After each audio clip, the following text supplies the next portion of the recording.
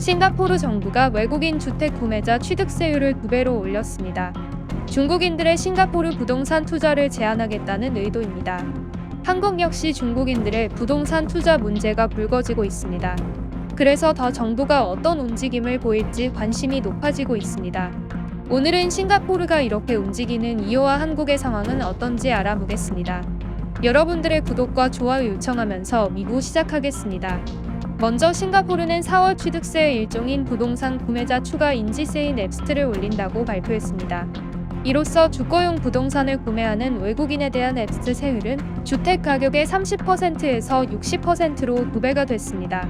200만 싱가포르 달러의 개인 주택을 외국인 구입할 경우 추가 인지세가 60만 싱가포르 달러에서 120만 싱가포르 달러로 급증하는 것입니다.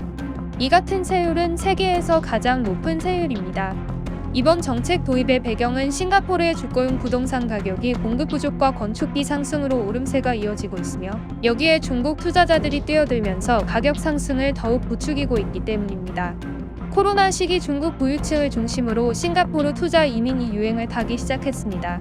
도시가 봉쇄되고 중국 정부가 세무조사 강도를 높이자 자유를 찾아 싱가포르로 떠난 겁니다. 이들의 자산 역시 가족법인으로 싱가포르에 이전했습니다. 이렇게 몰려온 중국 부자들은 부동산 투자에 열중하기 시작합니다.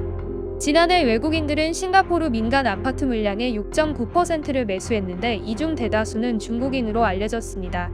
중국인들의 투기 여파로 주택 가격은 지난해 4분기 0.4% 상승했으며 올 1분기 3.2%가 뛰었습니다. 싱가포르 정부가 규제에 칼을 빼들 수밖에 없는 상황인 겁니다. 마찬가지로 우리나라도 중국인의 부동산 쇼핑에 대한 문제가 꾸준히 제기되고 있습니다. 법원 등기정보광장 소유권 이전 등기 신청 매수인 현황에 따르면 전국에서 집합 건물을 매입한 외국인 수는 지난해 1년간 16,679명으로 집계돼 전체 매수인 96만 8,569명 중 1.1%를 차지했습니다. 이는 2010년 관련 통계 작성 이래 가장 높은 비중입니다. 국적별로는 중국인의 매매 건수가 7,434건입니다.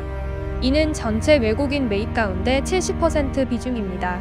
8살 중국 어린이가 경기도 아파트를 구입한 경우도 있어 뉴스가 되기도 했습니다. 중국인 등 외국인들이 국내 부동산 투자에 몰리는 것은 자금 조달이 상대적으로 용이하기 때문입니다. 외국인들은 한국인에게 적용되는 총부채원리금 상환 비율인 DSR 한도나 주택담보인정 비율인 LTV 대출 규제 등 고강도 금융 규제를 받지 않습니다. 또 부동산 매수 비용을 자국에서 조달받아 한국에서 부동산을 살 수도 있어 내국인보다 부동산에 투자하기 좋은 환경입니다.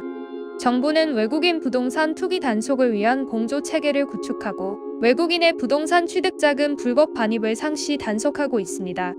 또한 외국인 부동산 거래 조사를 위한 부동산거래 신고법 시행령을 개정하기도 했습니다. 시행령은 국내에 거주하지 않는 외국인은 토지나 주택을 구입할 때 한국인 위탁관리인을 지정해야 한다는 내용을 담고 있습니다. 부동산을 손에 넣은 외국인과 연락이 닿지 않아 투기성 거래가 의심되고 심층 조사를 하기 어려운 상황을 방지하기 위한 조치입니다. 하지만 싱가포르의 세율 올리기처럼 직접적으로 부동산 투기에 영향을 미치는 정책을 한국에 도입해야 한다는 목소리가 커지고 있습니다. 그만큼 정부의 움직임을 지켜봐야 할 필요가 있겠습니다. 한류 등 문화의 중심이 한국으로 통하고 있는 지금 부동산 투기만큼은 국내를 통하지 않았으면 하는 바람입니다. 감사합니다.